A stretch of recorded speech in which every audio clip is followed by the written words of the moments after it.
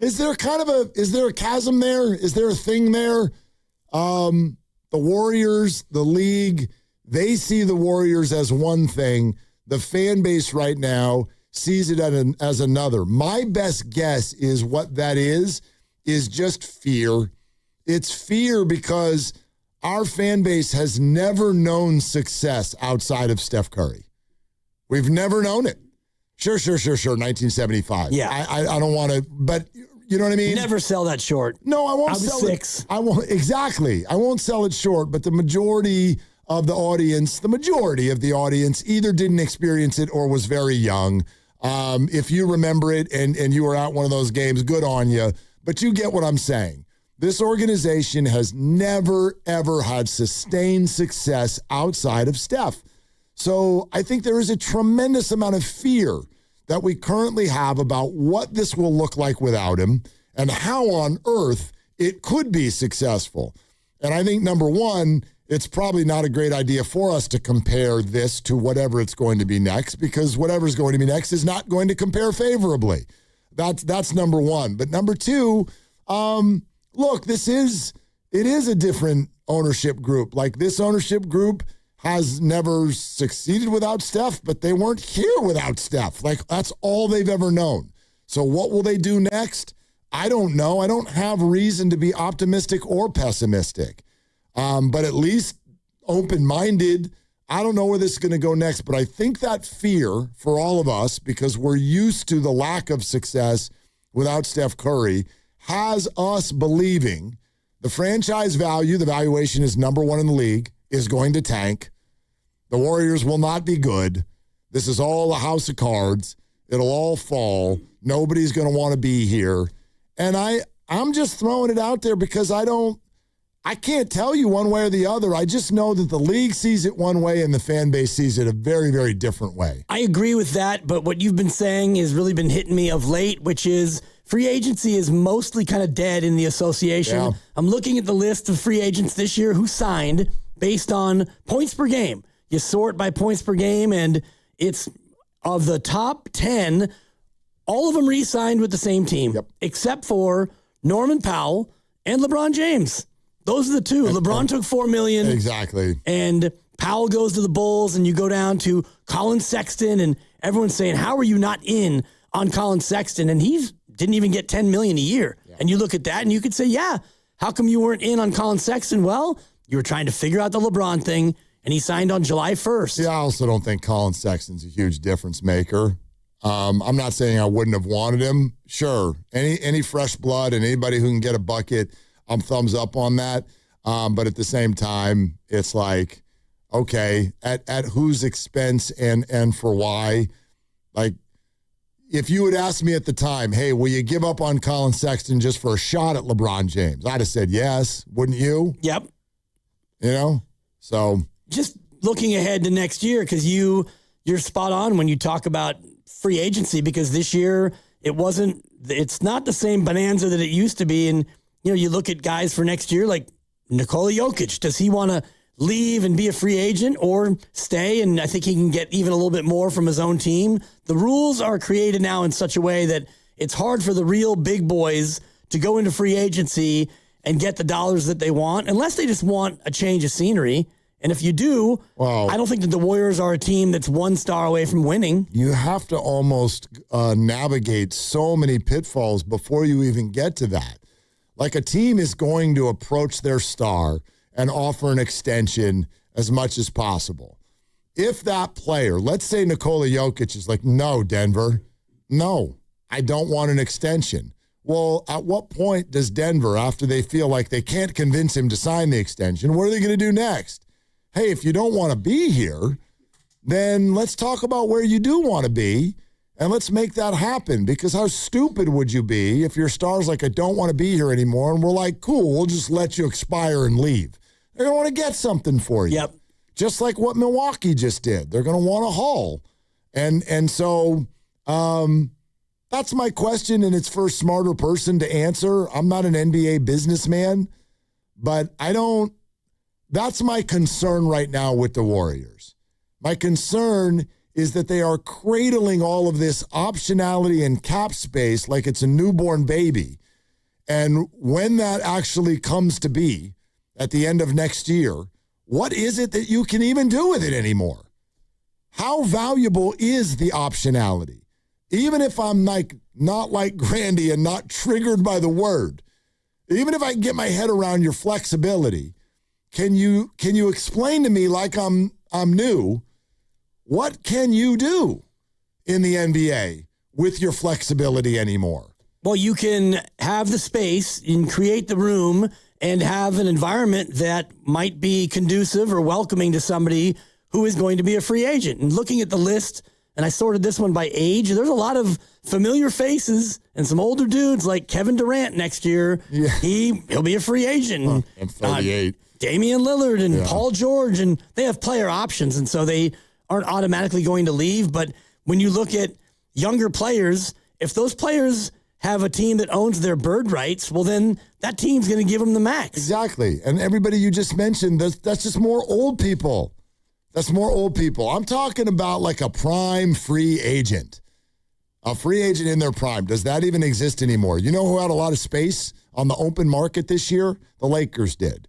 Because they, and by the way, this is true, they opted to not bring LeBron James back. Not the other way around. That was very well orchestrated by LeBron and Clutch. But the Lakers moved on from LeBron James, and they had a bunch of cap space, and what did they do with it?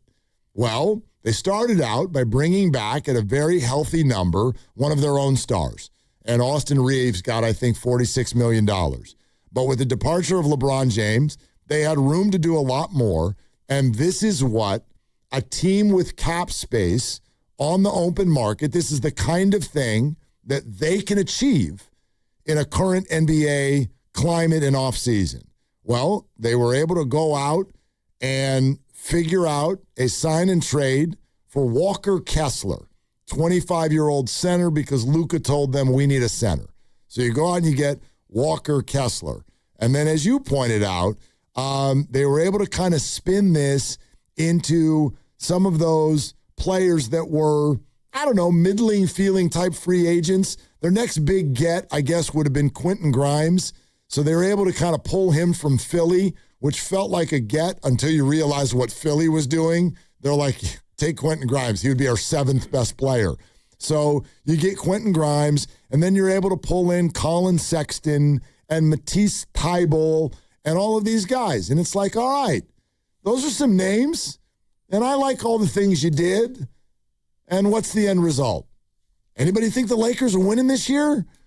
Like, those are all, at best, B-level guys. Right. At best. Well, and now, if you look across the association, you need to have a couple of A's and a couple of B pluses, and then 2 or 3 B's and B minuses, and then a couple of C pluses. It's depth and youth that are going to get the job done. And so the Warriors, if things continue down this path, and Al Horford signed a 2-year deal. I think that Draymond's on the 1-year deal, but he'll stick around. I don't think Steph Curry's going anywhere depending on what he's going to make, but you're already looking at maybe the oldest group, so you're not going to be able to be young, and you probably won't be able to be that deep unless your young guys all take a step forward. So the Warriors are going to kind of have to wait for this whole thing to age out before they really start to get into the spot that these other teams are. Let's take some calls. Let's go to Mario in San Rafael. Hi, Mario. Thank you for checking in with us. What's up, man? Yeah, I think, we look at the Warriors very differently than I think players do. It's like when we go to someone's house. We go to another city. Oh, it's beautiful. We're well taken care of, but there's no way we live there. When you take a look at the free agents like Giannis, like Luka, or other players that have been traded, Anthony, they don't want to come to the Bay Area. They don't do what it takes to force themselves to go to Golden State. They force themselves to go to Miami, to go to New York, to go to Los Angeles. Those are seen as destination cities. And sadly, I just don't see the Bay as a destination city if you want to maximize your overall brand and your endorsements. See, Mario, it's interesting. Thanks for the call, man. I don't see it as the city. I know a lot of people do. But I don't see it as the Bay Area. I mean, you got free agents going to Oklahoma City. So, San Antonio, I don't think it's about San Francisco. I think it's about the roster. It's about two things to me. It's about the roster and their readiness to win. And then it's about what assets do you have to sort of entice the trading team. You mentioned Giannis and Luka. Neither of them actually were free agents. Neither of them were even heading into their free agent year. They are now. But Luka was traded in the middle of the night, had no idea that he was going to be a Laker. Giannis had Miami as one of his destinations, not the only one. And they came up with the best deal because they had some young players that Milwaukee found interesting. So I would, this is just me, I'd remove that fear. I don't think players around the league are like, oh, that chump Chase Center out there on the water in the Bay Area with all the business opportunities in Silicon Valley, no thanks. I don't think it's that. I just think it's timing. I don't think the Warriors right now have a roster that feels ready to win, and I don't think that they have the young assets that other teams are interested in. Yeah, and that's why you have to go back to Kevin Durant and the signing there, the free agent signing. That team was peak, and Steph was making a lot less than he certainly is now and less than he could have made, and you were able to financially maneuver it at that time to create a spot where Kevin Durant could land here. The pitch was good. KD wanted to win. It was a natural fit. But the rules today, it's really limiting to be able to go out and get somebody else's free agent, because if they own the bird rights, and Grandy's really good at all of this mumbo jumbo, but the team that has the player and those bird rights, you have a greater ability to pay them and keep them up to a point. Now, you still can't go over the second apron, blah, blah, blah. But the Warriors, pending the Jimmy Butler resolution after next year, Steph Curry, what he decides that he wants to take, Draymond if he's here, and all the rest of it, you might have a lot of room. But if you do have a lot of room, it still doesn't mean it's easy to go out there and just get players. Not easy. Yeah, definitely not. Ed in Portland is next. Hi, Ed. Thank you for calling. What's up? Willard, happy to be on, man. Long-time listener, but first-time caller. I feel like you're the only one that has any sense on this show anymore. That's for sure. That is for sure. What? All right, see if you can join me in that, Ed. Listen, I want to talk about something that the reports say Joe Lacob is saying, and that's something that he wants to show what the Warriors can do with Steph and after Steph. And what I see them doing is kind of not making a decision. Are they going all in with Steph, or are they rebuilding and they're building the next generation? And with this Draymond signing, I don't think you have much flexibility left. I was hoping they would make some trades ahead of time. But here's what I'm thinking. At some point, you're going to have to get creative. Nobody's ever won the finals or gone deep in the playoffs without drafting well and getting creative. At some point, they're going to have to take a gamble, and they're going to have to take a risk. And I think what maybe they should consider doing, given the limited amount of flexibility in the cap space that they have, I think they got to go and try to get some young players from this recent draft. You know, this was a high-quality draft class, and I think they got to put their picks on the table and see if they can use their future assets to get some younger guys that are going to get them to the end of the season. I do think it's a talented team with the veterans that we have, but we got to be able to get to the point where Jimmy's coming back and Steph has to be healthy at that point. And the only way we do that is if we have a young core that's developing. And so I think they got to try to turn those future assets into current assets. That's my take. I wonder what you think about it. Ed, appreciate the call. Thanks so much. Go ahead. Get it off your chest. Thanks, Ed. Lose our number. I'm just kidding. No, it's a great idea in theory that Ed is bringing up. Let's get some younger players. I just think, like so many things in life, it comes down to money. The Warriors, look, I think it's fair to be frustrated. At the same time, you do have to acknowledge the financial difficulty in which they sit.